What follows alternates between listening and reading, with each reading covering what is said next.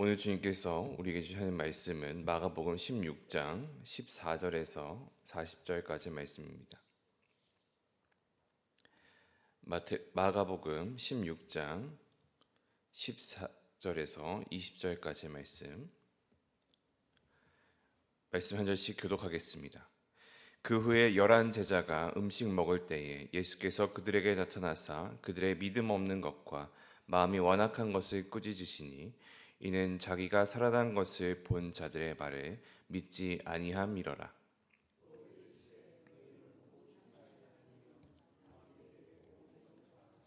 믿고 세례를 받는 사람은 구원을 얻을 것이요 믿지 않는 사람은 정죄를 받으리라.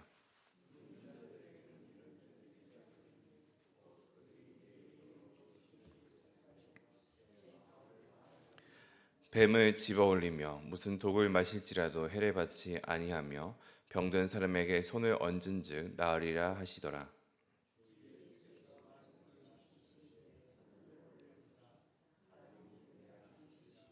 함께 읽습니다. 제자들이 나가 두루 전파할세 주께서 함께 역사하사 그 따르는 표적으로 말씀을 확실히 증언하시니라. 아멘. 우리는 마가복음의 마지막 장면을 함께 살펴보았습니다. 어제도 말씀드렸다시피 사본에 따라서 어제 본문과 오늘의 본문은 없는 경우도 있습니다.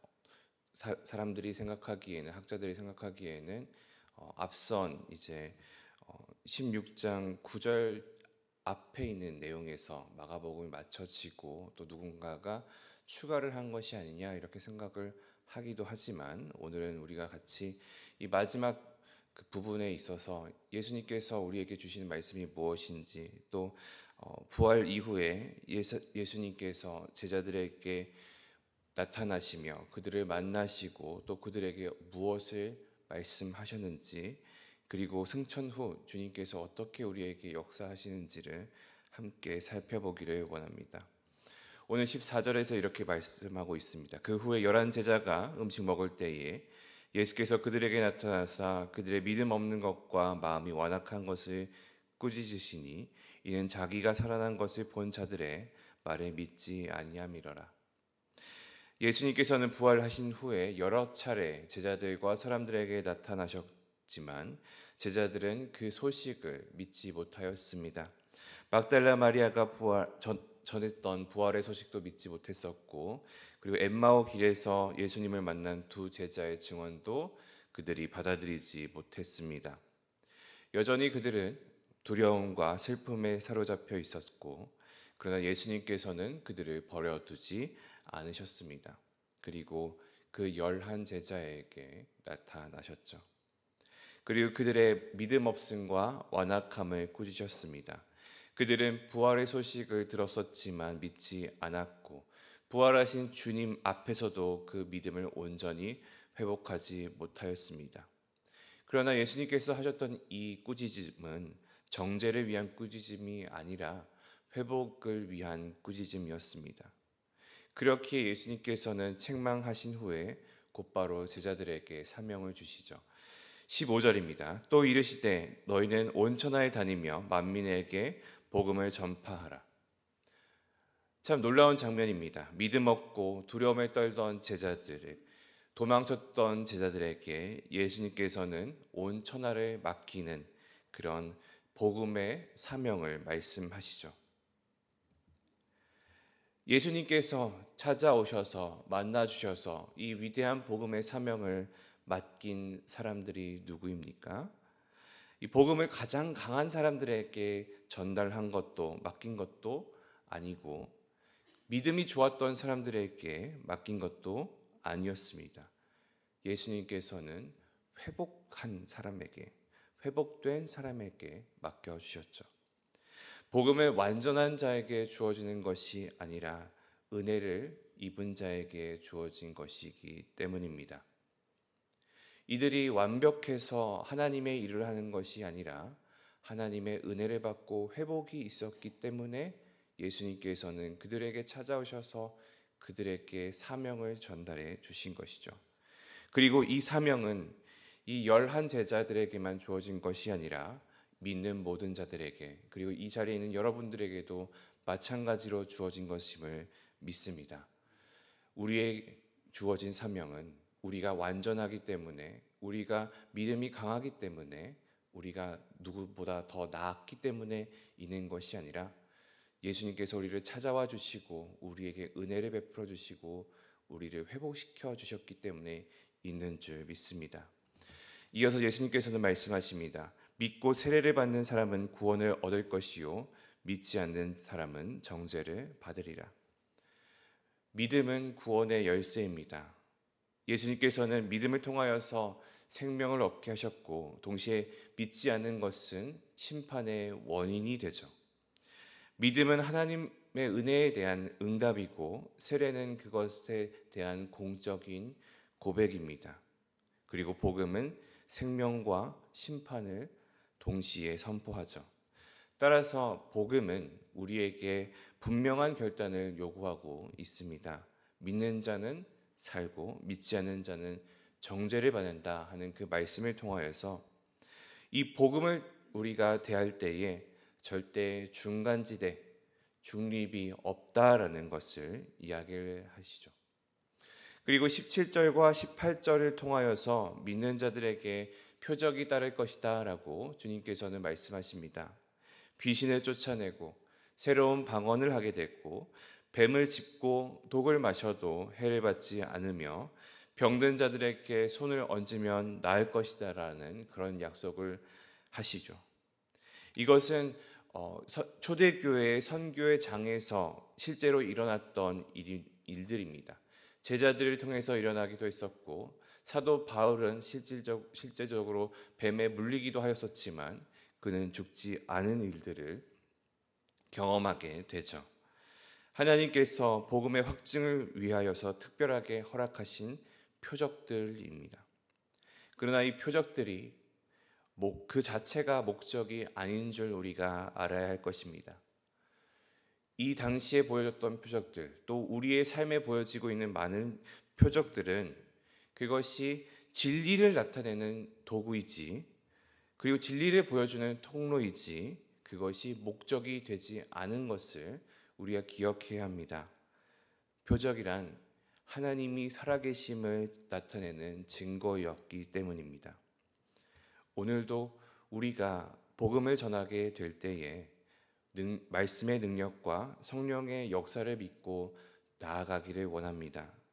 비록 우리가 생각하기에 그 당시에 일어났던 혹은 현재 선교지들에서 나타나고 있는 초자연적인 표적들이 지금 우리의 삶에 있는 것과 같이 보여지지는 않을지 모르지만 회심의 역사와 마음의 변화와 삶의 회복이라는 그 표적은 지금도 우리의 삶에 계속돼서 발견되고 있음을 믿기 원합니다. 그리고 19절과 20절을 통하여서 예수님의 승천과 그 후에 제자들의 삶을 요약하고 있습니다. 주님께서는 말씀을 마치시고 하늘로 올라지시고 하나님 우편에 앉으셨습니다. 그 하나님 우편에 앉으신 예수님의 그 자리는 통치의 자리이고 또 중보를 하는 자리입니다. 예수님께서는 그 하나님 나라에 계시지만 여전히 제자들과 함께 역사하고 계십니다. 그래서 20절은 이렇게 이야기하죠. 제자들이 나가 두루 전파할세 주께서 함께 역사하사 그 따르는 표적들로 말씀을 확실히 증언하시니라. 제자들은 뿔뿔이 흩어졌지만 주님은 그들과 함께 역사하시고 표적으로 말씀을 확증하셨습니다. 믿음을 회복한 자들은 뿔뿔이 흩어졌지만 복음을 들고 각 지역에 나아갔습니다. 그리고 그들 가운데 주님께서 함께 하셨다라고 말씀하고 있죠. 그들이 했었던 설교는, 그들이 전한 복음은 그들의 힘으로써 이루어낸 것이 아니고 그들이 가지고 있었던 담대함은 그들이 가지고 있었던 본래의 용기에서 있었던 것도 아니었습니다. 그들은 예수님을 도망했었고 부인했었고 부활을 믿지 못했었습니다. 그러나 주님께서 그들을 찾아와 주시고 그들에게 말씀하여 주시고 그들을 회복시켜 주셨기 때문에 그들이 주님의 힘으로 말미암아 주님께서 주신 믿음으로 말미암아 말씀을 전할 수 있었고 담대함으로 나아갈 수 있었습니다. 주님이 함께 하셨기 때문에 또 성령께서 그들과 함께 일하셨기 때문에 가능한 일이 이 제자들의 사역이었습니다. 주님께서는 마태복음을 통하여서도 약속하셨죠. 내가 세상 끝날까지 너희와 함께 있으리라. 이 약속을 그때도 그리고 지금의 우리에게도 이루고 계시고 계심을 우리가 믿기를 원합니다. 오늘의 본문은 어쩌면 우리의 삶에 참 연관되어 있고 함께 연결되어 있음을 발견할 수 있습니다. 때로는 우리가 제자들처럼 믿음 없고 마음이 굳어 있을 때가 있을지 모르지만 이 복음을 전하는 주님의 부르심 앞에서 또 우리는 주저하고 때로는 뒷걸음칠지 모르지만 여전히 주님은 우리를 부르십니다. 우리의 믿음 없음도 아시지만 또한 주님께서는 여전히 회복시키시고 우리를 사용하십니다. 우리가 그렇게 쓰임받는 주님과 동행하는 삶을 살아 나아가기를 소망합니다.